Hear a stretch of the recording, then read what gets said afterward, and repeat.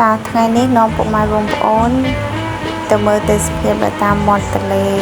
មេគង្គរបស់យើងហើយថ្ងៃនេះខ្ញុំទន្លេថ្ងៃសម្រាប់ទៅនាំគ្នាជិះម៉ូតូតាមមាត់ទន្លេដើម្បីមើលទេសភាពប៉ុន្តែជិះតាមមាត់ទន្លេនេះគឺមិនមែនជិះទៅហើយត្រឡប់មកវិញទេគឺជិះទៅយើងសំដៅទៅកាំងមេម៉ាយដើម្បីទៅលេងផ្ទះអ្នកគ្រូថ្ងៃនេះថ្ងៃសម្រាប់ហើយយើងណាត់គ្នាទៅផ្ទះអ្នកគ្រូដើម្បីធ្វើម្ហូបញ៉ាំជុំគ្នាហើយខ្ញុំអត់ដែរជិះម៉ូតូតាមមាត់ទន្លេទេដល់ពេលយើងខានជិះយូរទៅមកជិះគឺឃើញថាទេសភាពគឺល្អខ្លាំងមែនតើពេលមានស្មៅខៀវខ្ចីមានដើមឈើពណ៌បៃតងហើយមួយវិញទៀតគឺនៅពេលដែលមេឃបើកថ្ងៃមើលទៅគឺស្អាតមែនតើហើយនៅតាមមាត់ទន្លេគឺយើងមានឃើញផ្កាកង្កោបជាមួយនឹងផ្កាតបែកព្រៃផ្កាកង្កោបនៅពេលដែលវារីកផ្កាទៅគឺក្រហមឆ្អិនឆ្អៅហើយមើលទៅគឺស្អាតខ្លាំងមែនតើស្របពេលដែលមេឃពណ៌បៃតងហើយមេឃបើកថ្ងៃល្អពេលខ្ញុំជិះទៅមានអារម្មណ៍ថាស្រស់ស្រាយខ្លាំងមែនតើហើយប្លែកភ្នែកដោយសារខ្ញុំខានជិះតាមមាត់ទន្លេយូរហើយដល់ពេលជិះទៅមានអារម្មណ៍ថាគឺរីករាយមែនតើហើយមួយទៀតគឺយើង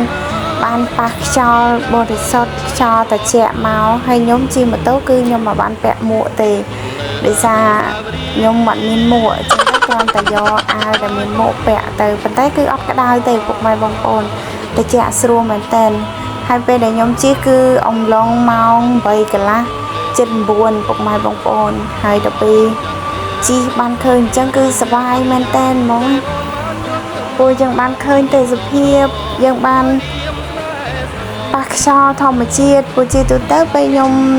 នៅបន្ទប់គឺចេញពីបន្ទប់ទៅធ្វើការចេញពីធ្វើការគឺចូលបន្ទប់ខ្ញុំអត់ដែលបានចេញក្រៅទេដល់ពេលបានជិះម៉ូតូចេញក្រៅម្ដងគឺមានអារម្មណ៍ប្លែកស្រស់ស្រាយហើយនៅតាមមាត់ទន្លេមេគង្គគឺមានដើមឈើចម្រុះពុកម៉ែបងប្អូនមានទាំងដើមកង្កោកហើយដើមអីផ្សេងទៀតហើយមានតូបពុកម៉ែបងប្អូនដែលគាត់ប្រកបមុខរបរលក់ដូរលក់កាហ្វេលក់របស់ញ៉ាំអីនៅតាមមាត់ទន្លេហើយមាត់ទន្លេរបស់យើងគឺអត់សូវចិត្តទេពុកម៉ែបងប្អូនគឺស្រឡះយើងមានដើមឈើយើងមានស្មៅគ្រប់បែបយ៉ាងហើយឥឡូវយើងជិះមកដល់ស្ពានហើយយើងមើលទៅគឺឃើញស្ពានដែលឆ្លងកាត់ទន្លេមេគង្គអាហ្នឹងគេហៅស្ពានមេគង្គឥឡូវខ្ញុំមកដល់បច្ចុងហើយពេលជិះមកដល់បច្ចុងហើយពុកម៉ែបងប្អូនឃើញដើមត្នោតគឺខ្ពស់មែនតើហើយល្អទៀតពីរបីដើមជាប់ទន្ទឹមគ្នាហើយនៅតាមបច្ចុងគឺយើងភាគច្រើនឃើញមានដើមឫស្សីហ្នឹងយើងអាចយកទៅធ្វើអីបានច្រើនមែនតើពុកម៉ែបងប្អូនសូម្បីតែដើមត្នោតក៏ដូចគ្នាដែរចឹងដើមត្នោតស្លឹកវាក៏អាចធ្វើឲ្យមានប្រយោជន៍ដើមវាក៏មានប្រយោជន៍ផ្លែវាការរបស់វាក៏មានប្រយោជន៍ដែរនិយាយរួមទៅគឺមានប្រយោជន៍ទាំងអស់ហ្មងពេញមួយដើមនឹងគឺសុទ្ធសឹងជាអត្ថប្រយោជន៍ហើយដើមឫស្សីក៏ដូចគ្នាដែរដើមឫស្សីហ្នឹងដើមរបស់វាយើងអាចយកទៅច្នៃធ្វើជាអីបានច្រើន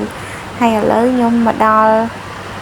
កាំងមេម៉ាយហើយខ្ញុំហួសបច្ចុងគឺខ្ញុំមកដល់កាំងមេម៉ាយហើយឥឡូវយើងចូល